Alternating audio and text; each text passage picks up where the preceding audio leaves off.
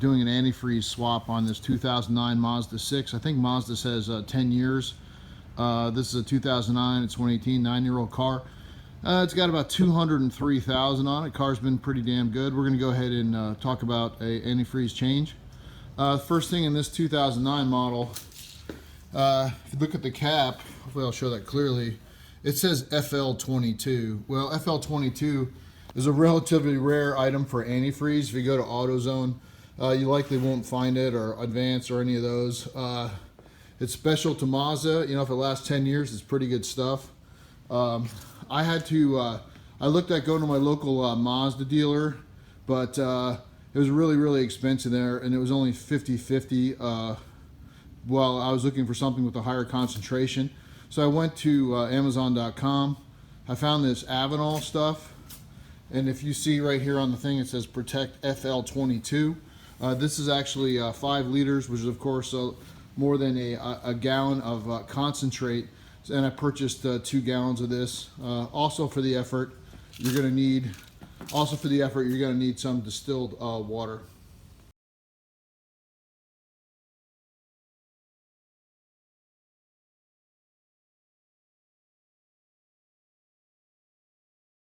Okay, I've got the car up on jacks. Let's talk about how we're going to get the water out of the radiator. So coming over the center of the engine, there's the engine cover just for orientation. Looking down behind the radiator, so you can see that black hose coming in from the right. Right here, I'm trying to indicate to you. There's a little hose clamp right there. I'm showing you. It comes into this little metal pipe. Then there's another radiator hose on the other side. So one way to do it is to essentially pop this hose clamp off and pull this lower radiator hose out. And right beneath it, looks like Mazda left a big hole to drain all the radiator fluid out. So that's one way. So another place to drain the radiator, it's orienting you to the car, coming over to the driver's side, over the headlight, and looking down. We're now looking down underneath the fender here, underneath the driver's side headlight, and you're going to see this red little cap down there. That hopefully you can see the angle. There's a red little cap down there on the frame. I'll show you up from the bottom. We're going underneath, and hopefully I'll be able to show this to you. Coming over, up in here is that red drain plug. You can see the little drain spigot coming out of. So of the 2 options of removing the lower radiator hose or using the supplied coolant valve, we're going to use the coolant valve. Again, looking under the engine where it is. I use some PB Blaster because it is plastic, and I sprayed it on there and I let it sit a little while, the knob itself. I used a pair of pliers, I made it loose, and we're ready to start draining the oil. I have a clean oil drain pan, and we're going to go ahead and use that to drain the radiator out right now.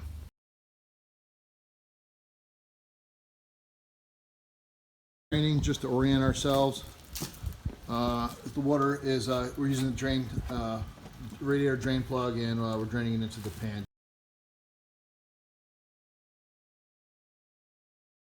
Poured some of the 50/50 solution in, and I don't know if you can see it on film. I filled the tank, and you can occasionally see a bubble as it fills the radiator. So it's slowly gurgling up and filling the radiator. So there's like a little vent hose up here, and then down behind the water bottle fill, you can see the actual another coolant line down there, and right now it's just gurgling to fill the radiator after I drained it. It's the next day now. We finished up the work. We completed the draining. We took out 5 quarts during the drain. So we put in 5 quarts. We started the car. We put it on heat. We put the blower on 2, and we ran the car. Of course, the goal is to heat the engine, get the thermostat to open up, and also flush out the heater core that's under the dashboard. So we did all that, and of course the more times you do it, the higher percentage of the old coolant you get out. The drain fill process, and you'll end up something like this. We ended up doing it 3 times, and hopefully it shows up well enough on camera. On the left is the original 10-year-old coolant FL22. On the right, after 3 flushes, this is actually the second flush. You can see how bright green it is.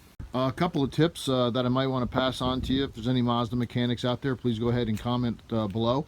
One, In order to get the thermostat open, just idling the car in the garage was not enough for us. I actually had to take it out for a little ride. The heat was cool until I went a couple of miles and really got the water pump running a little faster. I think it flushed out the bubbles. I went for a ride with some extra coolant, and I was able to top it off a couple miles from the house and came back.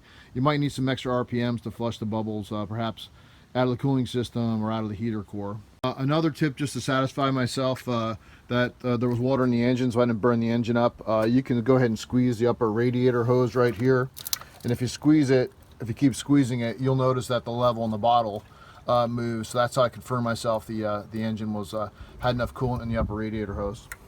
Lastly, I'm going to recommend you keep some of your coolant together, some 50-50 mixture, and keep it in the car for a while.